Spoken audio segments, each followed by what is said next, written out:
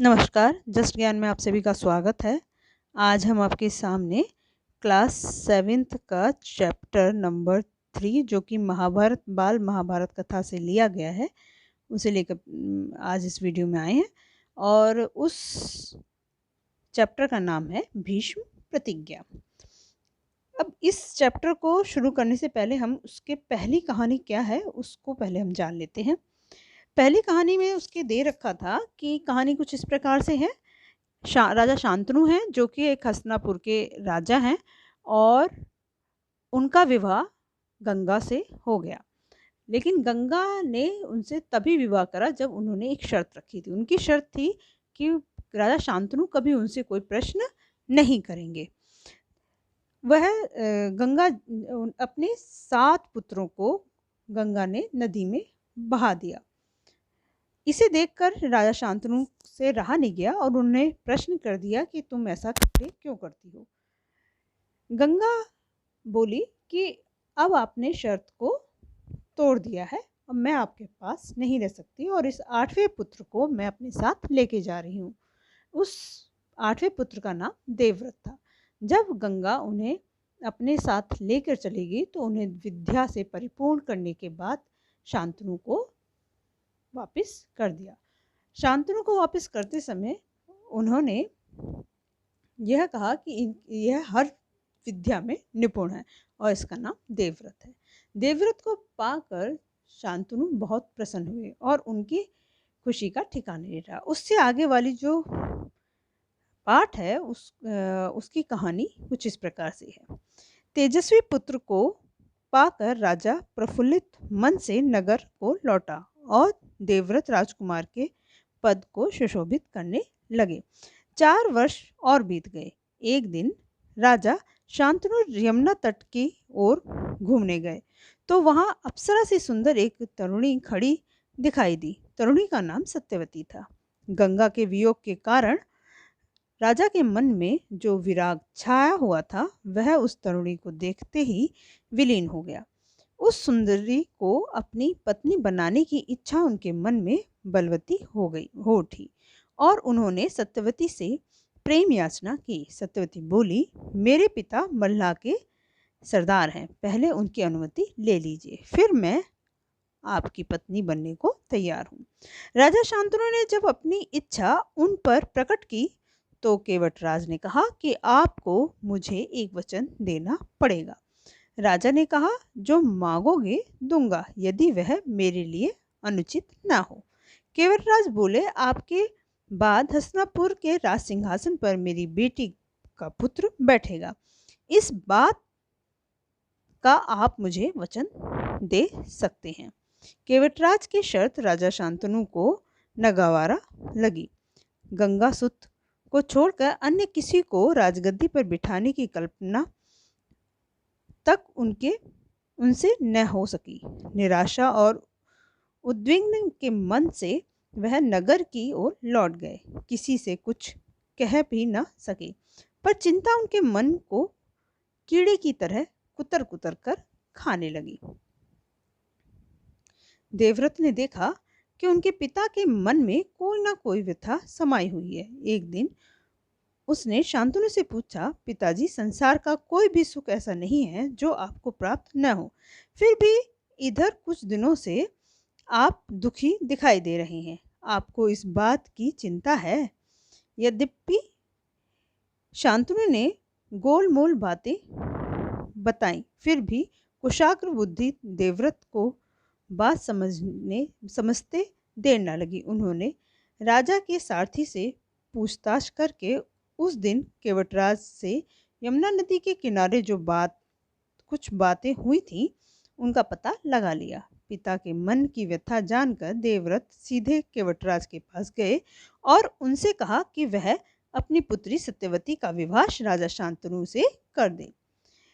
केवटराज ने वही शर्त दोहराई जो उन्होंने शांतनु के सामने रखी थी। देवव्रत ने कहा, यदि तुम्हारी आपत्ति का कारण यही है कि तो मैं वचन देता हूँ कि मैं राज्य का लोभ नहीं करूँगा। सत्यवती का पुत्र ही मेरे पिता के बाद राजा बनेगा। केवटराज इससे संतुष्ट न हुए। उन्होंने और दूर की सोची। बोले, आर्यपुत्र, इस बात की मुझे पूरा भरोसा है कि आप अपने विचार वचन पर अटल रहेंगे, किंतु आपकी संतान से मैं वैसी आशा कैसे रख सकता हूँ?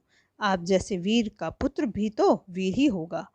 बहुत संभव है कि वह मेरे नाती से राज्य छीनने का प्रयत्न करे।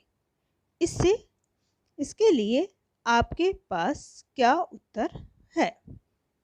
सत्यवती ने शांतनु के इधर से है, केवटराज का प्रश्न अप्रत्याशित था। उसे संतुष्ट करने के लिए यदि यही अर्थ हो सकता था कि देवव्रत अपने भविष्य का भी बलिदान कर दे, किंतु पितृभक्त देवव्रत इससे जरा भी विचलित नहीं हुए। गंभीर स्वर में उन्होंने यह कहा कि मैं जीवन भर विवाह नहीं करूंगा, आजन्म ब्रह्मचारी रहूंगा, मेरी संतान ही न होगी। अब तो तुम संतुष्ट हो? किसी को आशा न थी कि तरुण कुमार ऐसी कठोर प्रतिज्ञा करेंगे।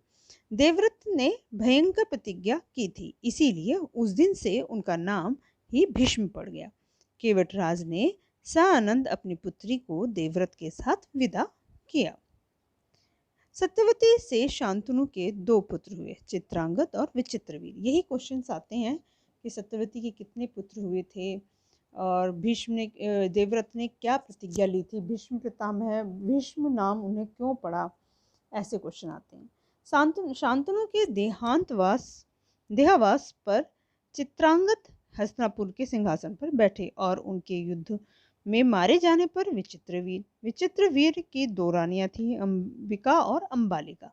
अंबिका के पुत्र थे धृतराष्ट्र और अंबालिका के पांडु। धृतराष्ट्र के पुत्र कौरव कहलाए और पांडु के पुत्र पांडव। महात्मा भीष्म शांतनु के बाद के कुरुक्षेत्र युद्ध का अंत होने तक उस विशाल राजवंश के सामान्य कुलनायक और पूज्य बने रहे। शांतनु के बाद कुरुवंश का क्रम यह रहा। अब आप ये देख सकते हो, एक बार शांतनु की 2 रानियां थीं, गंगा से उनका विवाह हुआ था और सत्यवती से। गंगा से उन्हें देवव्रत प्राप्त हुए थे, यानी एक पुत्र था जिनका नाम देवव्रत था, जो बाद में भीष्म कहलाए। और सत्यवती के 2 पुत्र थे, चित्रांगद और विचित्रवीर। चित्रांगद की मृत्यु बहुत जल्दी हो गई थी और विचित्रवीर की 2 रानियां थी, क्योंकि चित्रांगद का विवाह नहीं हुआ था उस समय तक। विचित्रवीर की 2 पत्नी थी, अंबिका और अंबालिका। अंबिका से धृतराष्ट्र का जन्म हुआ और अंबालिका से पांडु का। धृतराष्ट्र के जितने भी पुत्र हुए थे वह कौरव कहलाए और पांडु के जितने भी पुत्र थे वो पांडव कहलाए। अब हम इसके प्रश्न उत्तर करेंगे। सबसे पहले लघुत्तरीय प्रश्न है, उसके बाद आपके एमसीक्यू होंगे। तो वीडियो को लास्ट तक देखें, जिससे कि अभी जो हमने पाठ पढ़ा है उसके जो क्वेश्चन आ सकते हैं वो आपको क्लियर हो जाए।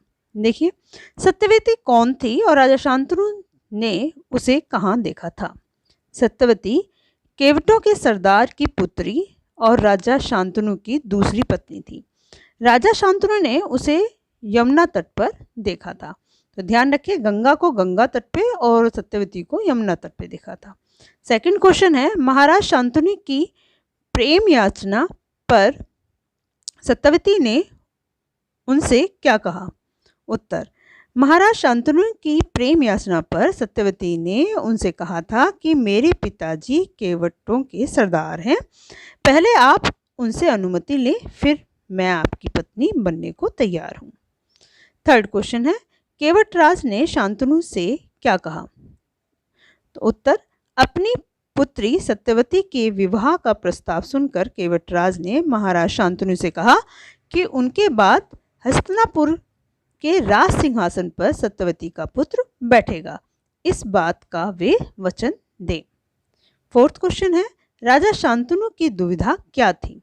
तो राजा शांतनु की दुविधा यह थी कि वे गंगा पुत्र देवव्रत के अतिरिक्त किसी और को राज सिंहासन देना नहीं चाहते थे।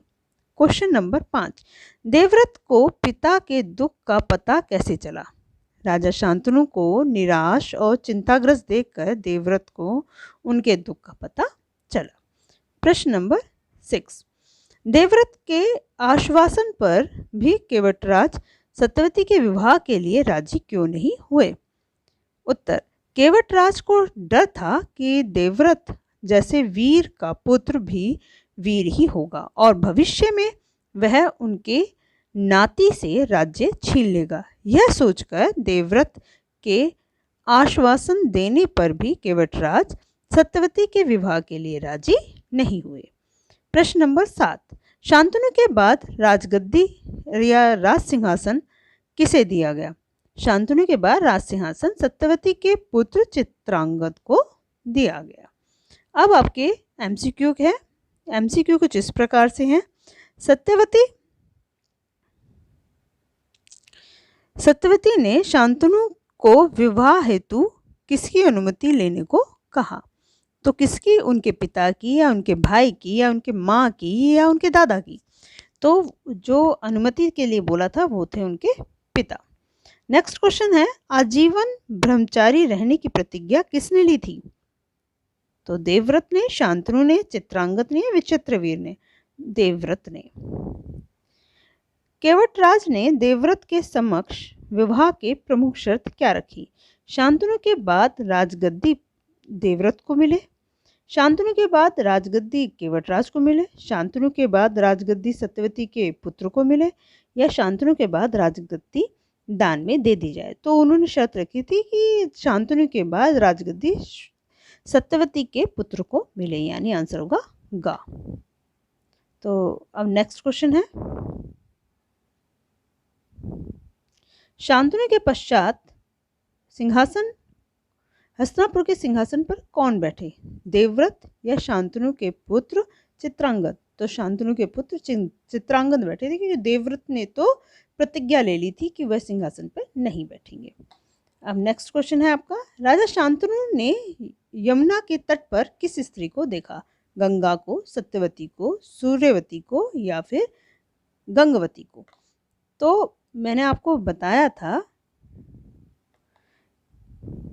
कि गंगा को उन्होंने गंगा के तट पर देखा था और यमुना पर उन्होंने किसको देखा था? सत्यवती को। तो सत्यवती इसका आंसर होगा। नेक्स्ट क्वेश्चन है,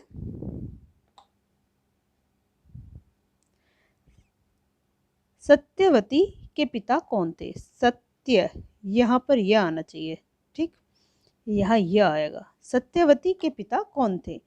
सरदार केवटराज या सरदार मल्लाह, सरदार सिंह या इनमें से कोई नहीं? सरदार केवटराज उनके पिता थे। ओके, नेक्स्ट है आपका,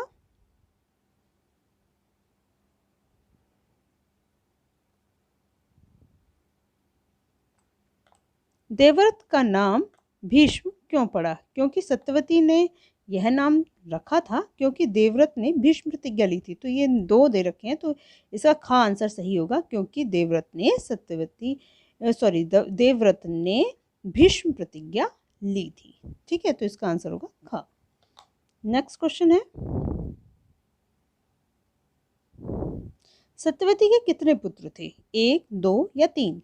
सत्यवती के 2 पुत्र थे। क्या उनका नाम क्या था? विचित्रवीर और चित्रांगद। ठीक, तो आंसर होगा खा। नेक्स्ट क्वेश्चन है, विचित्रवीर ने पत्नी का नाम था। विचित्रवीर की आएगा, विचित्रवीर की, ठीक, पत्नी का नाम था अंबा, अंबिका या अंबालिका। तो विचित्रवीर की और नेक्स्ट भी देख लेते हैं, आगे कुछ दे रखा है क्या उसको और देख लेते हैं। दिए गए ख और गा, क्योंकि दोनों ही इनकी पत्नी थी, तो इसका आंसर होगा घा। अंबा और अंबालिका ये दोनों ही थी, और दोनों मतलब ख और गा दे रखा है, तो ख गा इसका आंसर यही होगा। ठीक, नेक्स्ट है, धृतराष्ट्र किसके पुत्र थे? अंबिका के, अंबालिका के, सत्यवती के या फिर गंगा के?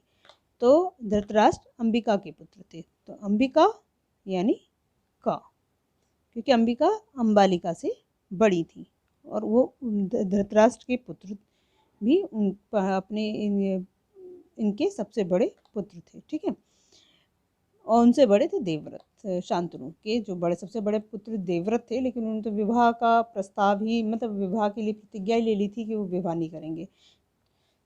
पांडु की माँ का क्या नाम था? पांडु की माँ का नाम अंबालिका था। ठीक है, तो अंबिका, अंबालिका या सत्यवती, तो अंबालिका था। पांडु छोटे थे और अंबालिका उनके पुत्र का नाम पांडु था। धृतराष्ट्र के पुत्र को किस नाम से पुकारा गया? धृतराष्ट्र के पुत्रों को किसके? कौरवों के नाम से पुकारा गया। तो कौरव या पांडव दा रखा है, तो कौरवों के नाम से पुकारा गया था, और पांडु के पुत्रों को पांडव के नाम से पुकारा गया था। ठीक, तो इस तरह से आपके इसमें शॉर्ट क्वेश्चन और ये पार्ट पूरा कंप्लीट होता है। आशा करती हूँ, उम्मीद करती हूँ कि आप लोग को ये पार्ट अच्छी तरह समझ में आएगा, और नेक्स्ट पार्ट के लिए हम नेक्स्ट वीडियो लेकर प्रस्तुत होंगे। इसके लिए आप मेरे चैनल को लाइक करें, शेयर करें, सब्सक्राइब ज़रूर करें। आज के लिए बस इतना ही। धन्यवाद।